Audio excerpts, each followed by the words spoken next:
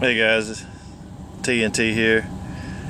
If your tree has a bad cavity in it and you've noticed it, and out here on this outside edge is where it's still green, and then when you look over here, this outside edge right here is still green, but everything between here and here you pretty much know it's dead.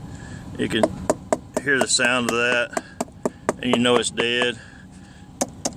Well, when we've cut this, I just want to show you a cut where you can see this top. Back up a little bit.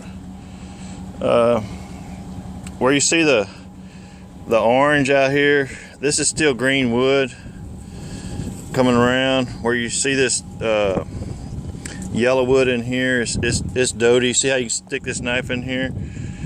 And I've just stuck my knife in there a little bit and then show you. This is just doty. It's not any good in the middle.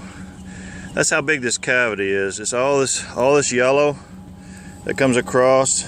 Where it gets orange is what's been feeding the water up to this tree to make it appear to be green, of a good tree, staying green at the top. But when you see a bad cavity in here and it starts showing up with this particular gray fungus right here, that means the tree's really on its way out. There's no hope for saving it. It's just in bad shape.